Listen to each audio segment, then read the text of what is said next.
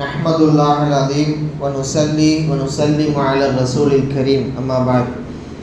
قال الله تعالى في كلامه القديم والفرقان الحميد أعوذ بالله من الشيطان الرجيم بسم الله الرحمن الرحيم سيهزم الجمع ويولون الدبر صدق الله العظيم. وقال سيدنا ومولانا محمد صلى الله عليه وسلم في حديثه الشريف اللهم إن تهلك هذه العصابة من أهل الإسلام لا تعبد في الأرض أو كما قال عليه الصلاة والسلام. எல்லா புகழும் உலகத்தை படைத்து அதை பரிபாலித்துக் கொண்டிருக்கின்ற அல்லாஹ்வுக்கே உரித்தாகட்டும். சலாத்தும் சலாமும் நம் உயிருக்கும் உயிரான நம் உயிரினும் மேலான முஹம்மது ரசூலுல்லாஹ் ஸல்லல்லாஹு அலைஹி வஸல்லம் அவர்கள் மீதும் அவர்களை பின்பற்றி வாழ்ந்த சத்திய சஹாபாக்கள், தாபியீன்கள், தபஉ தாபியீன்கள், வலிமார்கள், சுஹதாக்கள், இன்ன பிற நல்லோர்கள், குறிப்பாக இந்த அவையிலே வீட்டிருக்கக்கூடிய நம் அனைவர் மீதும் அல்லாஹுவின் அன்பும் பேரருளும் நின்று நிலவட்டுமாக. ஆமீன். அல்லாஹுவின் மாபெரும் கிருபையால் 16வது நாள் நோன்பை நிறைவு செய்துவிட்டு 17வது நாளின் தராவிகை நிறைவு செய்து இந்த அவையிலே அமர்ந்திருக்கின்றோம். அல்லாஹுவின் முஃமின்களே, வரலாற்றில் மறக்க முடியாத பொன் எழுத்துக்களால் பொறிக்கப்பட வேண்டிய, வைர வரிகளால் பதிவிடப்பட வேண்டிய ஒரு நாள், சத்தியத்தையும் அசத்தியத்தையும் இந்த உலகத்திற்கு வெளிச்சம் போட்டு காட்டிய நாள் என்று சொன்னால் அது பத்ருடைய நாளாகத்தான் இருக்கும். அந்த பரக்கத் பொருந்திய இஸ்லாமிய உலக சாம்ராஜ்யங்களை திரும்பி பார்க்க வைத்த நாள் என்று கூட சொல்லலாம். யௌமு பத்ர், பத்ருடைய நாள். இதற்கு இன்னொரு பெயர் தான் யௌமுல் ஃபுர்கான். உலகத்தில் சத்தியம் எது அசத்தியம் எது என்ற அந்த வித்தியாசத்தை உலகத்திற்கு வேறுபடுத்தி காட்டிய நாள் என்று ஒன்று இருக்குமானால் குர்ஆனில் உறுதிப்படுத்தப்பட்ட விஷயம் யௌமுல் ஃபுர்கான், பத்ருடைய நாளாகத்தான் இருக்க முடியும். அன்பிற்குரியவர்களே, இந்த பத்ர் எதனால் இந்த அளவிற்கு வருடா வருடம் இத்தனை ஆண்டுகள் கழித்தும் கூட ரமலான் 17 வந்துவிட்டால் எல்லா மெஹராபுகளிலும் இந்த அருமையான பெருமக்கள் குறித்து, சஹாபாக்களை குறித்து போற்றப்பட்டு பேசப்படுகின்றது. அவர்கள் அப்படி என்ன செய்தார்கள் என்பது குறித்த சிந்தனை, இந்த பத்ர் நடந்த நாளினுடைய பேரற்புதங்கள், இதுவெல்லாம் நமக்கு கொஞ்சம் நினைவுக்கு கொண்டு வர வேண்டிய அவசியம் இருக்கிறது. அன்பிற்குரியவர்களே, மக்காவில் முஸ்லிம்கள் நாளுக்கு நாள் அதிகமாக துன்புறுத்தல்கள், இன்னல்களுக்கு ஆளாக அந்த ஊரை விட்டு புலம்பெயர்ந்து அப்படியே மதீனாவுக்கு வருகின்றார்கள். அதைத்தான் நாம் ஹிஜ்ரத் என்று சொல்லுகிறோம். ஹிஜ்ரத் என்றால் அல்லாஹ் ரசூலுக்காக மார்க்கத்தை நிலைநாட்ட வேண்டும், தன்னுடைய வணக்கத்திற்கு அல்லாஹுவை வணங்குவதற்கு எந்த இன்னலும் ஏற்படக்கூடாது என்பதற்காக எதிராளிகளை விட்டும் நாடு துறந்து செல்வதற்கு பெயர்தான் ஹிஜ்ரத். நாம் ஹிஜ்ரத் என்று இதை வணக்க ரீதியிலாக சொல்லுகிறோம். நமக்கு புரிகிற மாதிரி இன்னும் சொல்றதா இருந்தால், காஃபிர்கள் ஊரை விட்டு துரத்தினார்கள் முஸ்லிம்களை, மக்காவை விட்டு துரத்தினார்கள் முஸ்லிம்களை. அப்படிப்பட்ட அந்த முஸ்லிம்கள் மதீனாவில் குடிகொண்டு நிம்மதியான சுமூகமான வாழ்க்கையை மேற்கொண்டு வந்தார்கள். இந்த மேற்கொண்டு வருவதற்கு மத்தியில் இவர்களின் நிம்மதி, இவர்களின் அந்த அமைதி பல மக்கா காஃபிர்களை தூங்க விடாமல் பல நாள் செய்தது. பல நாள் அவர்கள் தூங்காமலேயே இருந்தார்கள். இவர்களின் வளர்ச்சி நாள் போக்கில் இந்த முஸ்லிம்கள் இப்படியே அமைதியாக இருந்து நம்முடைய மூதாதையர்கள் வளர்த்துவிட்ட அந்த மதத்தை வணங்கி கொண்டிருக்கின்ற நம்மை ஓய்த்து கட்டி விடுகின்றார்களோ, நம்மை எல்லாம் முடக்கி விடுவார்களோ அப்படின்ற அந்த பயத்தில் இஸ்லாமியர்களை நாம் விட்டுவிடக்கூடாது, அவர்களை துடை தெரிய வேண்டும் என்ற ஒரு ஆணவத்தால், ஒரு அநீதத்தால் கங்கணம் கட்டிக்கொண்டு இஸ்லாமியர்களை கருவறுக்க வேண்டும் என்று அவர்கள் போட்ட ஏகோபித்த தீர்மானம் தாருன் நதுவாவிலே முதலில் நடந்தது. காஃபிர்கள் பொதுவாக இஸ்லாமியர்கள் இஸ்லாம் குறித்த எல்லா மஷோராவையும், அவர்கள் என்ன செய்ய வேண்டும், எப்படி என்ன செய்யலாம், அவங்கள அடுத்த கட்டத்துக்கு எப்படி நகர்த்தி கொண்டு போகலாம், அவர்களை எப்படி தாக்கலாம் என்ற மஷோரா ஆலோசனைகள் எல்லாம் இந்த தாருன் நதுவாவிலே அரங்கேற்றப்படும். அதன் அடிப்படையில் இப்படி இவர்கள் யோசித்துக் கொண்டிருக்க, எந்நேரமும் வெள்ளை கொடியை காட்டி நீ வா நாங்கள் அணைத்துக் கொள்கிறோம் என்று சொல்லுகின்ற அந்த மார்க்கம் ஒரு கட்டத்திற்கு மேல் என் பெருமானார் ஸல்லல்லாஹு அலைஹி வஸல்லம் அல்லாஹ்விடமிருந்து அனுமதி எதிர்பார்த்தார்கள். மக்காவில் வாழ்ந்த நுபுவத்துக்கு பின்னால் இருக்கின்ற அந்த 13 ஆண்டுகள் ஒரு கத்தி ஒரு கடப்பாறை எதையும் தொடாத நபியும் நபி தோழர்களும் இவர்களின் இன்னல்களுக்கு ஆளாக ஆளாக ஆளாக ரப்பின் புறத்தில் இருந்து அனுமதியை எதிர்பார்த்தார்கள். அதைத்தான் குர்ஆனில் அல்லாஹ் சொல்லுகிறான், நான் அனுமதி கொடுத்தேன் என்று.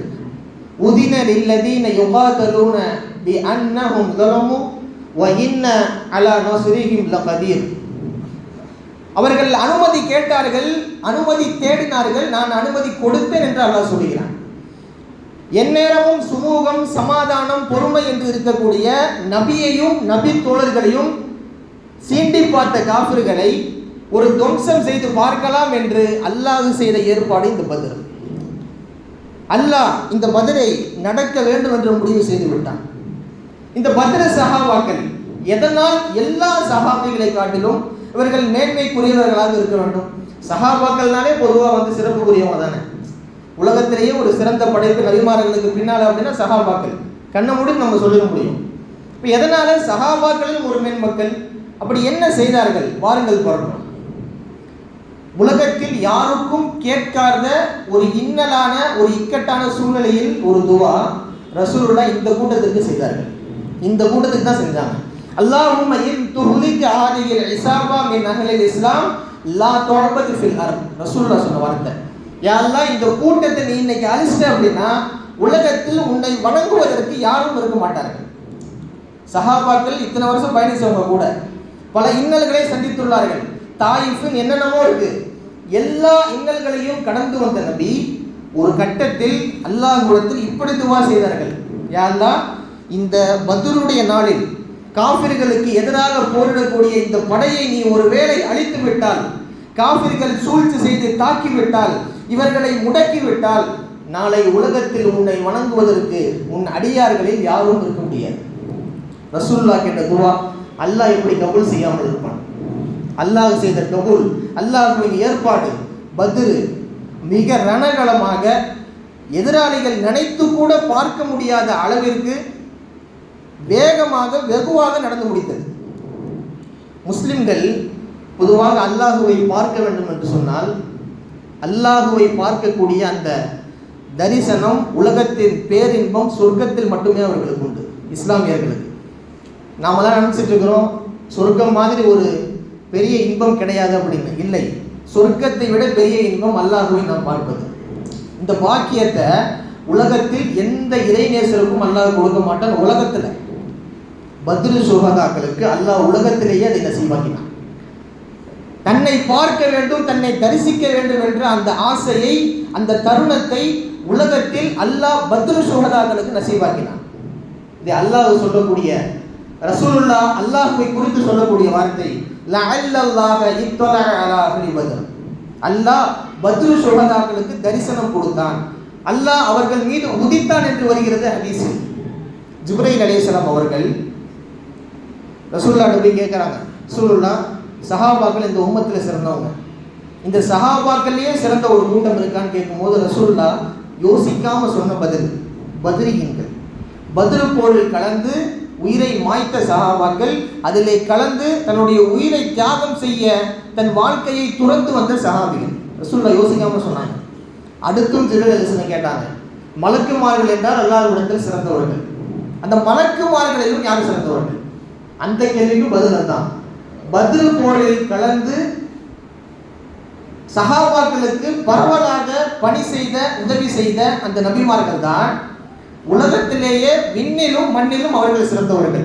ரசூலுல்லாஹ் சுருக்கமாக சொல்லிட்டாங்க, உலகத்திலேயே சிறந்தவங்க அப்படின்னு பார்த்தா மக்களில் பத்ரு சுஹதாக்கள், மண்ணில்.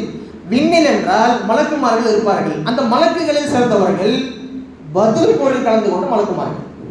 இப்போ பத்ரு போர் அப்படின்றது மார்க்கத்தில் தவிர்க்க முடியாத, இன்று இருக்கக்கூடிய 200 கோடி முஸ்லிம்களின் ஆணி வேராக செயல்பட்ட மிக முக்கியமான ஒரு களம் இந்த பத்ரு களம். பெருமானார் ஸல்லல்லாஹு அலைஹி வஸல்லம் என்னென்ன செய்தார்கள் இந்த போருக்கு?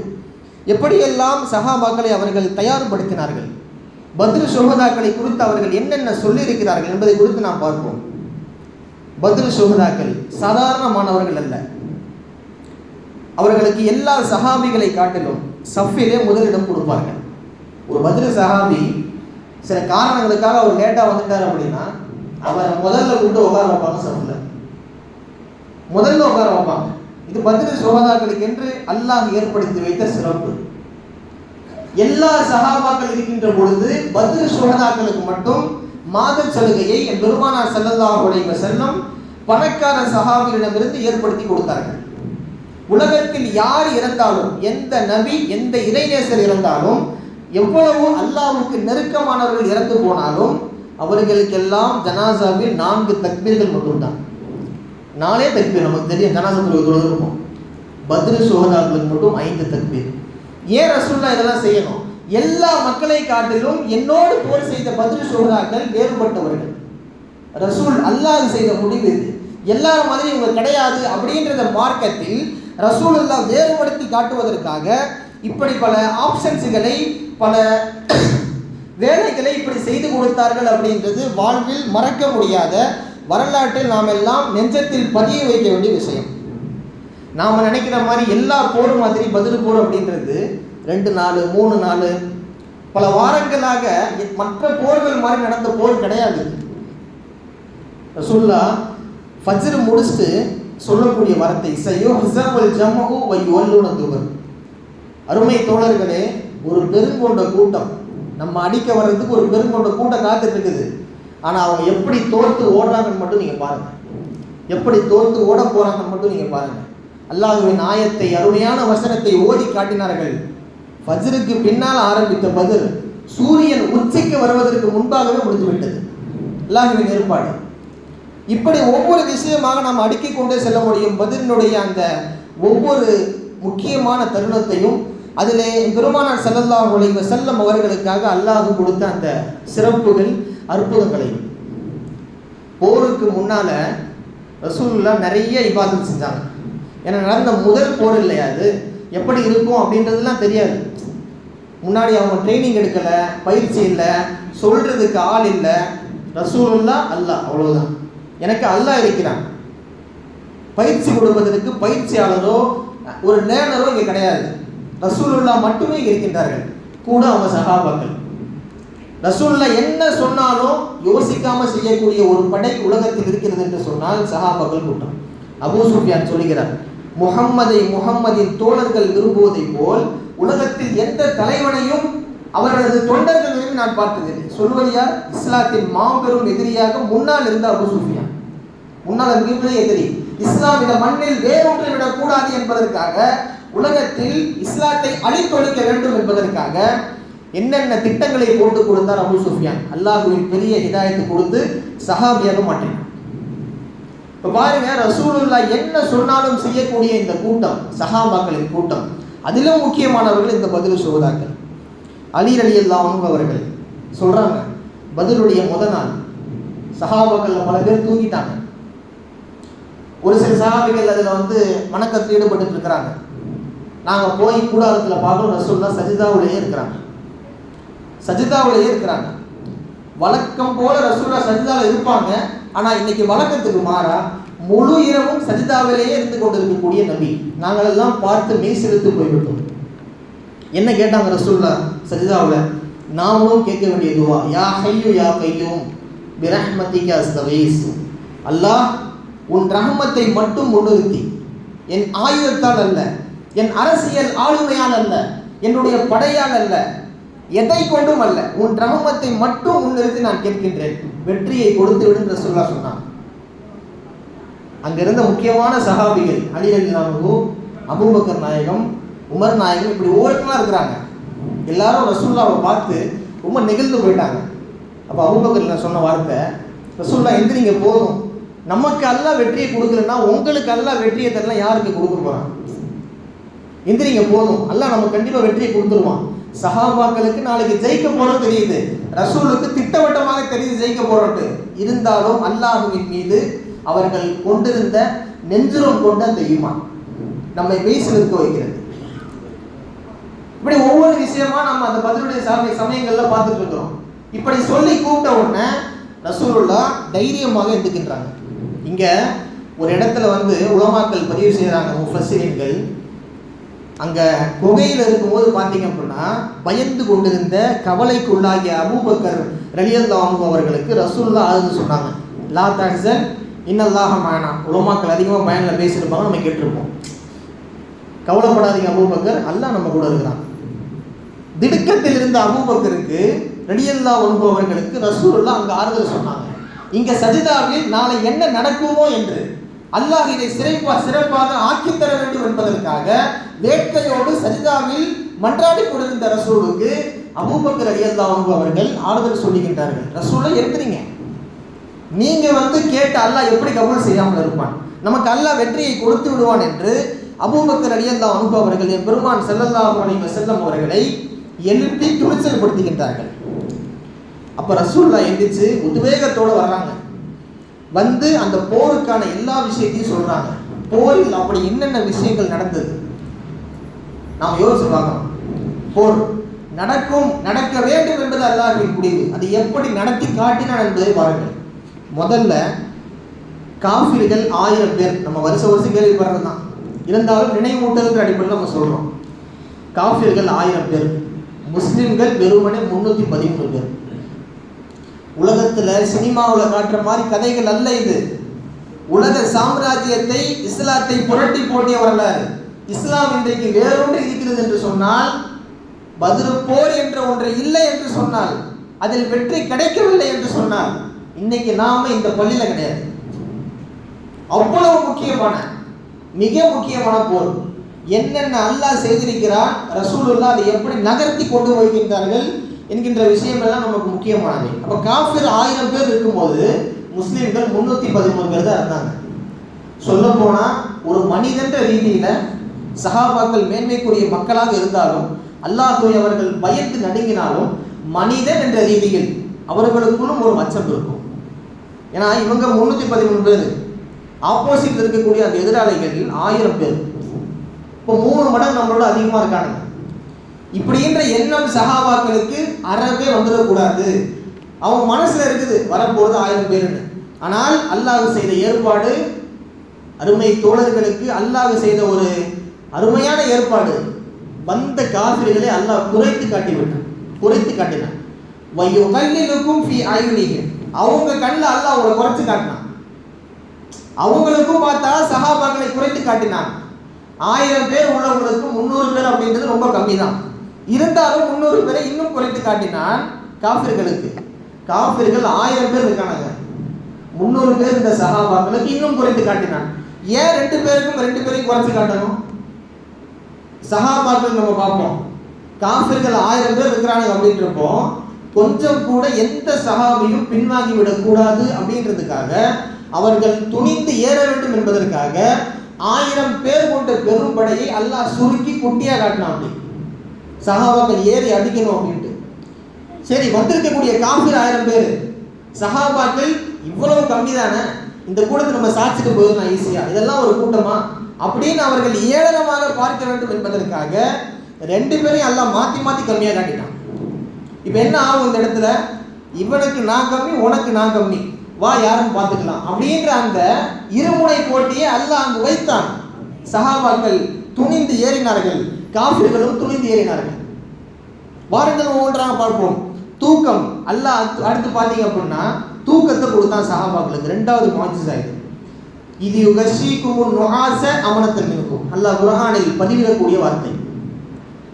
பொதுவாக நாளைக்கு ஒரு விஷயம் நடக்க போது விடுதுப்புன்னு அப்படின்னா நமக்கு தூக்கம் வராது. நம்ம இயல்பாக யோசிப்போமே, நாளைக்கு ஒரு விஷயம் நடக்க போகுது, உயிர் போகக்கூடிய வேலை, நம்மளை போலீஸ் அரெஸ்ட் பண்ணிட்டு போகுதுன்னு இருக்கு, நம்ம தூங்குவோமா?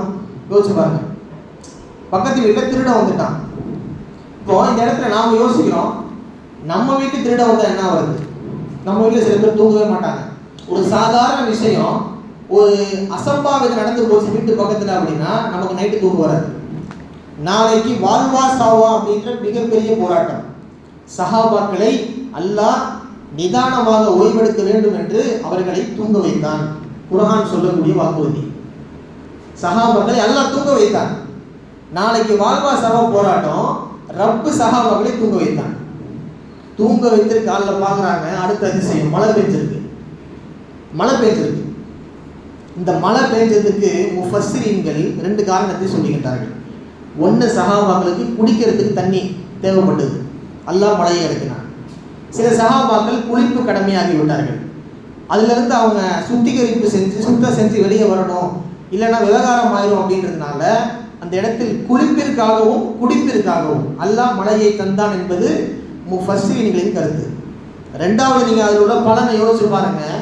அல்லாஹ் ஏன் நம்ம மழையை கொடுத்தா? பத்ர் காலத்தில் காஃபிர்கள் இருக்கக்கூடிய பகுதி ஏற்கனவே கொஞ்சம் ஈரமாக உள்ள பகுதி.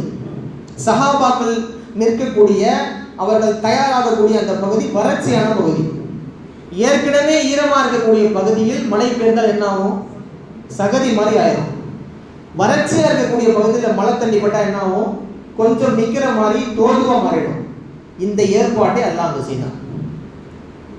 வசதியா இருந்த நம்ம ஏறி அடிச்சிட முடியும், இந்த மண்ணு கரெக்டா இருக்கு அப்படின்னு யோசித்த காஃபிர்களுக்கு அல்லாஹ் பயத்தை கொடுத்தான் இந்த மழையின் மூலமாக. நம்ம எங்க நகர்ந்து போறது, கால் உள்ள புதஞ்சிருமே, போர் செய்ததற்கு வசதியா இருக்காதோன்னு யோசிச்சு கொண்டிருந்த சிந்தித்த சஹாபாக்களுக்கு அல்லாஹ் மணலை மிதமாக, இந்த கடல் ஓரத்துல நம்ம போனோம்னு வச்சுக்கோங்களேன், இந்த கரை ஓரத்துல ஒரு மண் இருக்கும், நம்ம வாக்கிங் போறதுக்கு பயன்படுத்துவோம். நம்ம நடக்க அப்படி கால் மட்டும் லைட்டாக பதிச்சுட்டே வரும். அந்த மண் நம்ம ஈஸியாக நம்ம போயிட முடியும். ஆனால் கடலுக்குள்ளே போகும்போது பாருங்க, கால் உள்ள புதஞ்சு போகும். இதுக்கு அதுக்கு வித்தியாசம் இருக்கு. இப்போ இந்த மாதிரி இருக்கக்கூடிய அந்த மண்ணை, அந்த மணலை அல்லாஹ் மழையை கொடுத்து சீராக ஆக்கினான். அல்லாஹ் மழையை கொடுத்ததுக்கான காரணத்தை இங்கே எழுதுறாங்க. அடுத்து பாருங்க, இது எல்லாத்தோடையும் பேர் இருக்கணும், மலக்குமார்களை அல்லாஹ் கொடுத்தான். மலக்குமார்களின் பணி பத்ரில் ரொம்ப அலாதியானது, சாதாரணமான விஷயம் கிடையாது. 1000 பேர் எப்படி 300 பேர் அடிக்க முடியும்?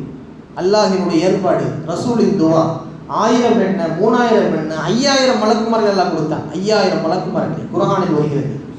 5000 மலக்குகளை கொண்டு நான் உனக்கு உதவி செய்தேன். குர்ஆனில் அல்லாஹ் சொல்லக்கூடிய வார்த்தை.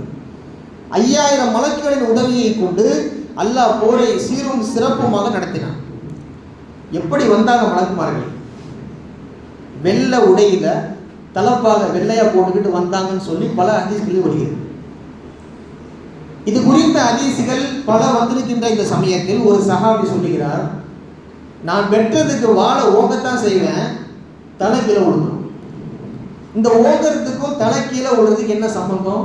வெட்டினது மலக்கு, நான் ஓங்க மட்டும் தான் செஞ்சேன், எதிரிகளை வெட்டியது மலக்கு சொல்லக்கூடியவர் சஹாபி. அங்கே நடந்த அதிசயத்தில் அந்த ரசூலுல்லாஹ் கிட்ட சொல்றாங்க. ஏன்னா 300 பேர் 1000 பேர்ன்றப்ப நினைச்சு கூட பார்க்க முடியாது. இப்போ அல்லாஹ் எப்படி உதவி செய்தான்? இவர்களின் இறை நம்பிக்கை, அந்த ஈமான், அந்த துணிஞ்சு பார்த்துக்கலாம் அப்படின்ற ரப்பின் மீதான அந்த வைத்த நம்பிக்கையின் காரணமாக அல்லாஹ் மலக்குகளை கொடுத்தான். இதில் நம்ம ஏகப்பட்ட படிப்பினலாம் இருக்குது, அதை நம்ம பின்னாடி லைட்டாக பார்ப்போம். இப்போ பாருங்க, இப்படியே ஒவ்வொன்றா வந்துட்டு இருக்கும்போது ஒரு சஹாபி அப்பாஸ் ரலியல்லாஹு அன்ஹு அவர்கள், முன்னாடி காஃபிரா இருந்தவங்க, ஒரு சின்ன சஹாபி, வைரத்தில் அவர் ரொம்ப கம்மி, கைது செஞ்சால் பத்ரில் நீங்கள் பார்த்தீங்க அப்படின்னா எல்லாருமேலாம் கொல்லப்படலை. காஃபிர்கள் பல பேர் கைதியாக விட்டாங்க, பல பேர் கொல்லவும் பட்டாங்க, அப்படிதான் இருந்துச்சு. இப்போ அப்பாஸ் ரலியல்லாஹு அன்ஹு அவர்கள் அவங்கள கைது செஞ்சு ஒரு சின்ன சஹாபி கூப்பிட்டு வர்றாரு. நான் கைது செஞ்சுட்டேன்னு சொல்லி சந்தோஷத்தில் அவர் இருக்காரு. ஏன்னா இவர் இருக்கிறது உயரம் கம்மி, அப்பாஸ் அலி பெரியார். அப்போ அப்பாஸ் அலி சொல்றாங்க, கைது செய்யப்பட்டவர் சொல்றாரு, இவர் என்னை கைது செய்கிறன்றார். கைது செய்தவர் சஹாபி. ரசூலுல்லாஹ் தெளிவாக புரிஞ்சிருச்சு, இப்போ நீ கைது செய்யறதுக்கு முயற்சி பண்ணியிருப்பேன், ஆனால் உனக்கான வேலையை செய்து கொடுத்தவர் மலக்கு செஞ்சு கொடுத்துருக்காரு. கொன்ற இடத்திலும் மலக்குகளின் உதவி, கைதியாளர்களின் இடத்திலும் மலக்குகளின் உதவி. இப்படி மலக்குகளின் உதவியை கொண்டு சஹாபாக்களுக்கு பெரிய அளவில் அல்லாஹ் பத்ரில் உதவி செய்தான் என்பது நம்முடைய உடம்புகளை மெய்சிலிருக்க வைக்கிறது.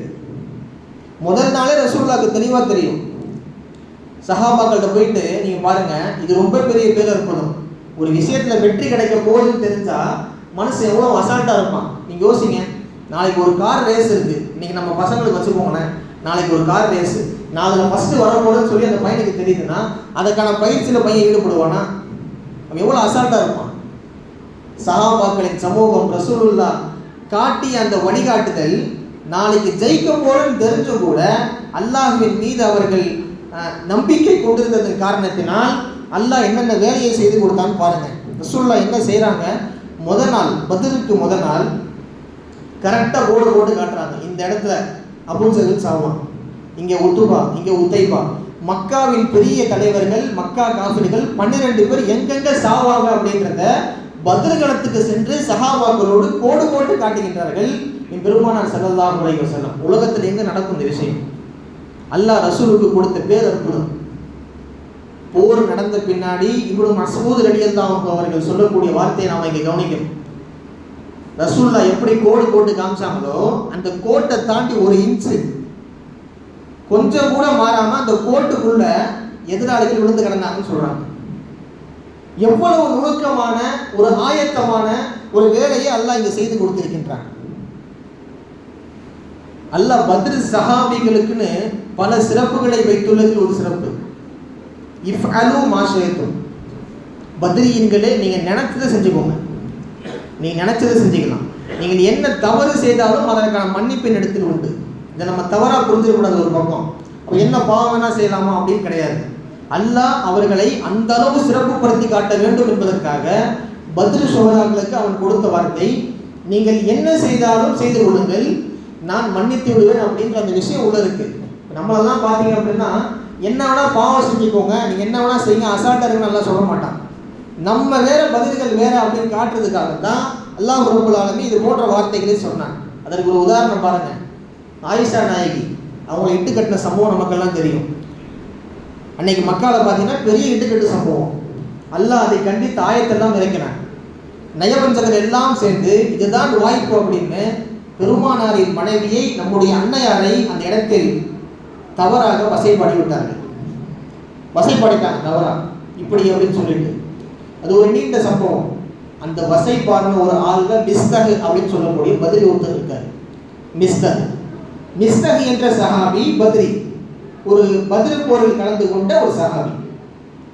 இப்போ இவங்க மிஸ்தஹ் என்ன பண்றாங்க, அதில் சேர்த்துக்கிட்டு கொஞ்சம் இப்படி சொன்னதுனால மிஸ்தஹுக்கு உதவி செய்யக்கூடிய ஒரு மனப்பான்மை தன் குடும்பத்தை சார்ந்த அபூபக்கர் அலிக்கு உண்டு.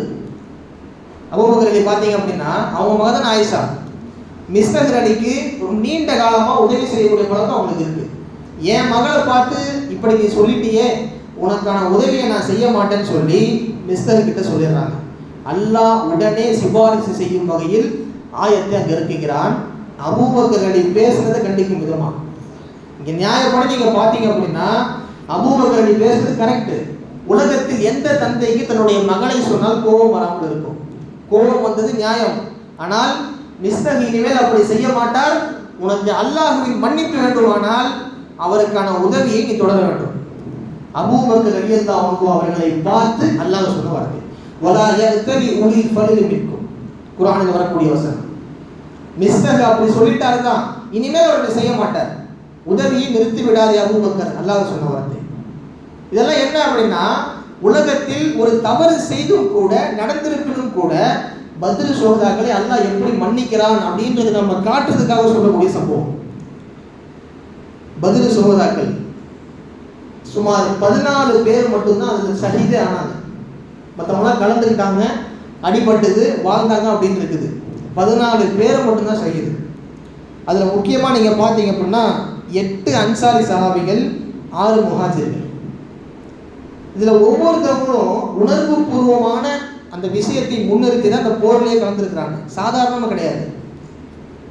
சஅது அப்படின்னு சொல்லப்படக்கூடிய ஒரு 16 வயசு சஹாபி. 16 வயசுனா எப்படி இருக்கும்? இன்னைக்கு விவரமே தெரியாமல் நம்ம பிள்ளைலாம் சுற்றிட்டு இருப்பான். நம்ம வீட்டில் உள்ள பிள்ளைங்க, பக்கத்து வீட்டு பிள்ளைங்க பார்த்தீங்க அப்படின்னா 16 வயசுக்குள்ள எப்படி இருப்பான்? சஹாபாக்கள் ஈமானிய நெஞ்சுரம் கொண்டவர்கள், இஸ்லாத்திற்காக உயிரை கூட விடுவதற்கு யோசிக்காதவர்கள். அவங்க மட்டும் கிடையாது, அவங்கள வளர்த்தெடுத்த தாய் கூட அப்படித்தான் இருப்பார்கள். அதுக்கு உதாரணத்தை நீங்கள் பாருங்கள். எல்லா சஹாபாக்களும் போருக்கு போய் கொண்டிருக்கின்ற பொழுது நானும் போருக்கு வருவேன் என்று, போரில் கலந்து கொண்டு எதிரிகளை வீழ்த்துவேன் என்று ஆசைப்பட்ட சஅத் ரலியல்லாஹு அன்ஹு அவர்கள் வெறும் 16 வயசு. போனால் எப்படி செத்துருவோன்னு தெரியும். போனால் எதிரிகளை அடித்தா என்ன வருது, மண்டை உடஞ்சா என்ன வருது, யோசிப்பாங்களா மாட்டாங்களா? அல்லாஹ்வுக்காக உயிரை கூட விட தயங்க மாட்டேன் என்று முனைப்போடு செயல்பட்ட சஹாபி இந்த சாயித் ரலியல்லாஹு அன்ஹு. ரசூலுல்லாஹ் பார்த்தாங்க, பார்த்துட்டு இப்போ உனக்கு 16 வயசு தான், போருக்கெல்லாம் சரியாகாது, நீ வீட்டுக்கு போன்னு சொல்லிட்டாங்க.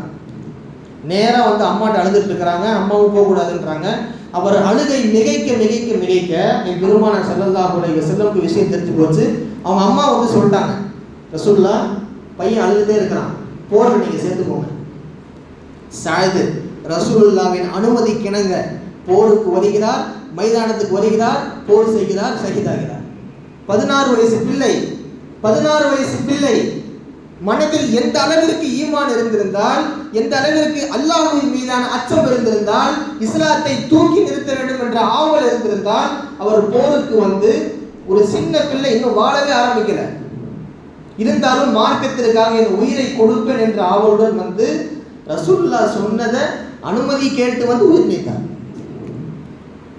இன்னொரு சாயித் அலி, அவரும் ஷஹீதானார். எப்படி என்று பாருங்கள். கடைசியாக ஒரே ஒரு சம்பவம். ஒரு சாயித் ரலியல்லாஹு தந்தை ஹைசமா, தந்தைக்கும் மகனுக்கும் போட்டி, பதில் போர் நடக்க போகுது. இந்த மாதிரி நான் போறதா அப்படின்னு சொல்லி சாயித் சொல்றாரு. தந்தை ஹைசமா சொல்றாரு, நீ போகக்கூடாதுப்பா, நீ சின்ன பையன், நான் போய் கலந்துக்கிறேன்.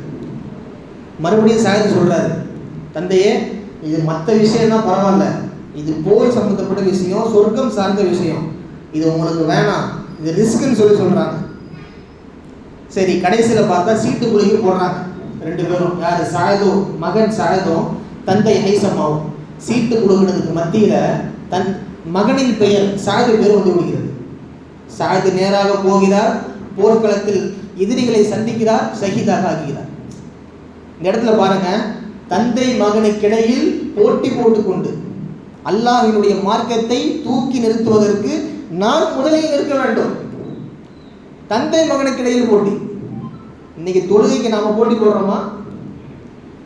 தொழுகை முதல் சஃப்ல நான் நிற்பேன் அப்படின்னு சொல்றதுக்கு ஒரு மகன் சொல்லக்கூடிய குடும்பம் நம்ம மகளால் இருக்குமா?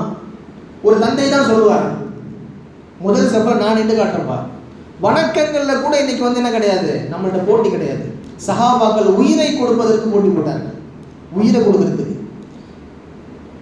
அப்படி சீட்டு குலுக்கு போட்டு சாயிது பெருமறுகிறது. சாயிது நேராக போகிறார், எதிரிகளை சந்திக்கிறார், மௌத்தாக ஷஹீதாக ஆகுகிறார்.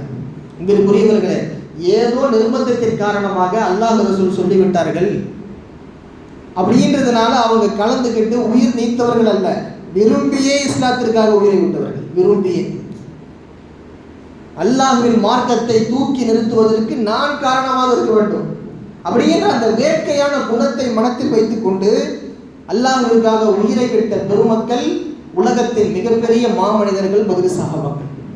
இப்படிப்பட்ட இந்த சஹாபாக்களின் இந்த படை, பெருங்கொண்ட படை இருந்து நமக்கு ஒரு படிப்பனை என்ன அப்படின்னா, வெறுமனே 313 படை, 313 பேர் தான். அவங்க 1000 பேரை பார்த்து பயப்படல, அல்லாஹ்வின் மட்டும்தான் நம்பிக்கை வச்சிருந்தாங்க.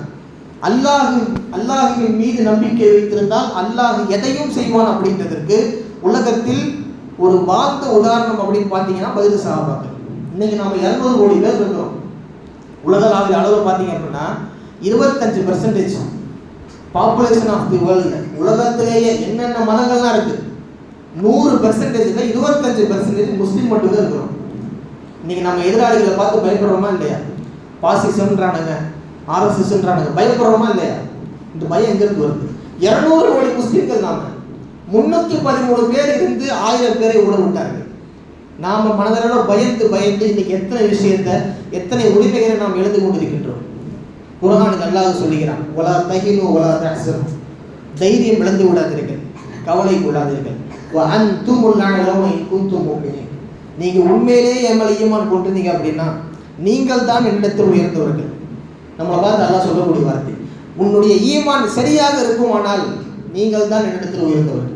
சும்மா பேருக்கு நாம முஸ்லீமாக இருந்தோம் அப்படின்னா அவங்களுக்கான ஆயத்து கிடையாது, அவர்களுக்கான வசனம் கிடையாது. உண்மையில் நீங்கள் முஃமினாக இருந்தால் நீங்கள் தைரியமாக இருக்க வேண்டும், கவலை கொள்ளக்கூடாது, நீங்கள் தான் உயர்ந்தவர்கள் என்ற வார்த்தையை அல்லாஹ் குர்ஆனில் பதிவு செய்கிறான். அந்த அடிப்படையில் இந்த பத்ரீன்களின் மாபெரும் பொருட்டால் மக்ஃபிரத்தை நாம் அல்லாஹ்விடத்தில் கேட்க வேண்டும். பத்ரீன்களின் பொருட்டால் நம்முடைய ஹலாலான ஹாஜத்துகள் நிறைவேறும்படி கேட்க வேண்டும். பல இமாம்கள், இறைநேசர்கள் சூஃபியாக்கள் எல்லாம் இது போன்று கேட்டுள்ளார்கள் என்று நாம் வரலாற்றின் வழி நெடுகிலும் பார்த்துள்ளோம். அந்த அடிப்படையில் இந்த பத்ர் சஹாபாக்களின் பொருட்டை கொண்டு அல்லாஹ் நம்முடைய எல்லாவித ஹலாலான ஹாஜத்துக்களை நிறைவேற்றுவதோடு நம்முடைய பாவங்களை மன்னித்து நம்மை உயர்ந்த சொர்க்கமான ஜன்னத்துல் ஃபிர்தௌஸில் பிரவேசிக்கக்கூடிய பாக்கியத்தை கொடுப்பானாக. வாஹ்ரு